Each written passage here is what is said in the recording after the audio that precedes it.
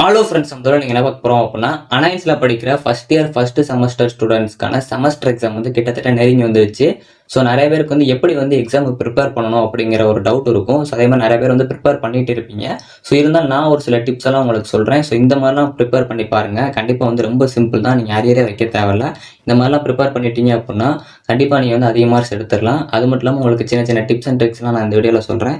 Video ஃபுல்லாக பாருங்கள். உங்களுக்கு கண்டிப்பாக அந்த வீடியோ ரொம்ப ஹெல்ப்ஃபுல்லாக இருக்கும். ஸோ வாங்க வீடியோக்குள்ள போகலாம்.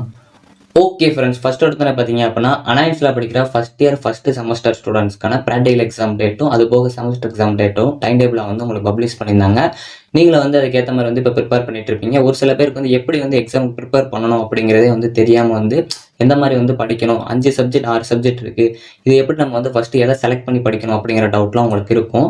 அப்படிலாம் இருந்தீங்க அப்படின்னா என்னோட சஜஷனில் நான் உங்களுக்கு ஒரு சில டிப்ஸ் அண்ட் ட்ரிக்ஸ் சொல்கிறேன். அதை வந்து ஃபாலோ பண்ணி அந்த மாதிரி ப்ரிப்பேர் பண்ணி பாருங்கள். சப்போஸ் நீங்கள் ஒரு வேலை வந்து போயிட்டு இருக்கீங்க, இந்த மாதிரி ப்ரிப்பேர் பண்ணிட்டு இருக்கீங்க அப்படின்னா அதே வந்து ட்ரை பண்ணுங்கள். உங்களுக்கு வந்து ஐடியாவே இல்லை அப்படின்னா இதை ஃபாலோ பண்ணுங்கள். சப்போஸ் உங்களுக்கு இந்த ஐடியா புரிஞ்சிச்சு அப்படின்னா இதே வந்து ஃபாலோ பண்ணிக்கோங்க. ஃபஸ்ட்டு பார்த்தீங்க அப்படின்னா உங்களுக்கு செமஸ்டர் எக்ஸாம் பொறுத்த வரைக்கும் இன்ஜினியரிங் கெமிஸ்ட்ரி வந்து 5th ஏப்ரல் வந்து ஸ்டார்ட் ஆகுது.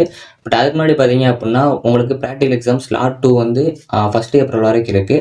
ஸோ அதனால் உங்களுக்கு எக்ஸாம் கம்ப்ளீட், அதாவது ப்ராக்டிகல் எக்ஸாம் கம்ப்ளீட் ஆனதுக்கப்புறம் பார்த்தீங்க அப்படின்னா ஒரு 3 நாள் வந்து உங்களுக்கு ப்ரிப்பேர் பண்ணுறதுக்கு டைம் இருக்குது. ஸோ இன்ஜினியரிங் கெமிஸ்ட்ரி பொறுத்த வரைக்கும். ஸோ அதனால் நீங்கள் வந்து அந்த 3 நாளை கூட ப்ரிப்பேர் பண்ணலாம். இப்போயும் வந்து கொஞ்சம் ப்ரிப்பேர் பண்ணுங்கள். ஸோ அதே மாதிரி பார்த்தீங்க அப்படின்னா அந்த மாதிரி உங்களுக்கு டைம் டேபிள் ஷெடியூல் படி பார்த்தோம் அப்படின்னா மேக்ஸிமம் வந்து பைத்தான், ஸோ அது மட்டும் இல்லாமல் இன்ஜினியரிங் ஃபிசிக்ஸ், அது மட்டும் இல்லாமல் உங்களுக்கு தமிழ் மரபு, இந்த 3க்கு மட்டும்தான் பார்த்தீங்க அப்படின்னா உங்களுக்கு டைம் எல்லாமே வந்து கம்மியாக இருக்கும். நீங்கள் ஷெடியூல் பார்த்துருந்தீங்க அப்படின்னா உங்களுக்கு தெரிஞ்சிருக்கும். மித்தபடிக்கு மேக்ஸ் வந்து ரொம்ப உங்களுக்கு டைம் இருக்காது. ஒரு 3 நாளோ 4 நாளாக தான் இருக்கும்.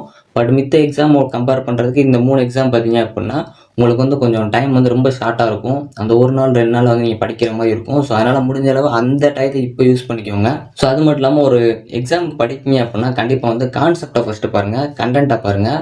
ஸோ மனப்பாடம் பண்ணாதீங்க. எதுவுமே மனப்பாடம் பண்ணீங்க அப்படின்னா உங்களுக்கு ஈஸியாக வந்து இப்போ அண்டர்ஸ்டாண்ட் ஆகும், எக்ஸாமுக்கும் மறந்துடும். ஸோ அதனால தான் சொல்கிறேன்.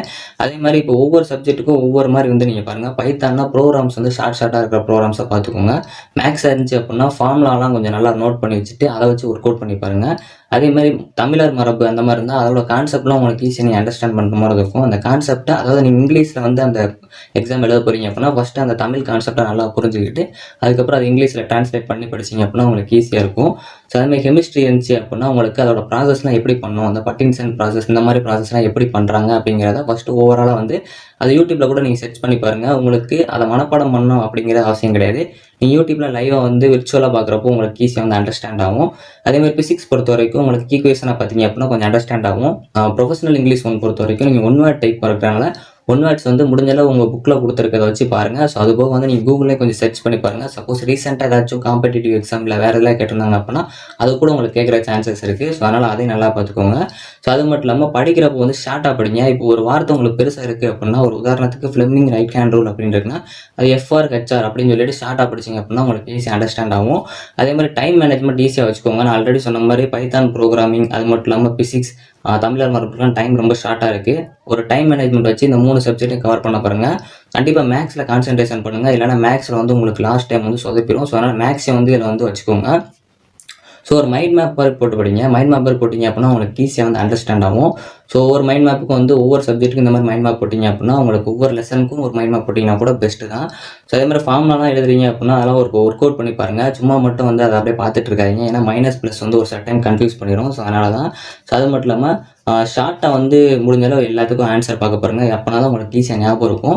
ChatGPT பற்றி உங்களுக்கு தெரியும், அதில் கூட சர்ச் பண்ணி பாருங்கள், ஈஸியாக கிடைக்கும்.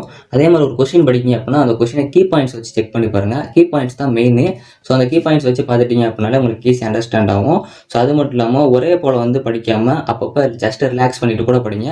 கண்டிப்பாக மேக்ஸ் வந்து ஒர்க் அவுட் பண்ணி பாருங்கள். ஸோ இந்த சின்ன சின்ன டிப்ஸ் எல்லாம் உங்களுக்கு ரொம்ப ஹெல்ப்ஃபுல்லாக இருக்கும்னு நினைக்கிறேன். ஸோ என்னோட சஜஷனில் இந்த டிப்ஸ் கொடுத்துருக்கேன். உங்களுக்கு வேறு ஏதாவது சஜஷன் இருந்தால் மறக்காமல் கமெண்ட் பண்ணுங்கள். எல்லாருமே அதே டிப்ஸை ஃபாலோ பண்ணிப்பாங்க. ஓகே ஃப்ரெண்ட்ஸ், இந்த வீடியோ எப்படி இருந்துச்சு அப்படின்னா லைக் பண்ணுங்கள், ஷேர் பண்ணுங்கள், கண்டிப்பாக சப்ஸ்கிரைப் பண்ணுங்கள். தேங்க்ஸ் ஃபார் வாட்சிங்.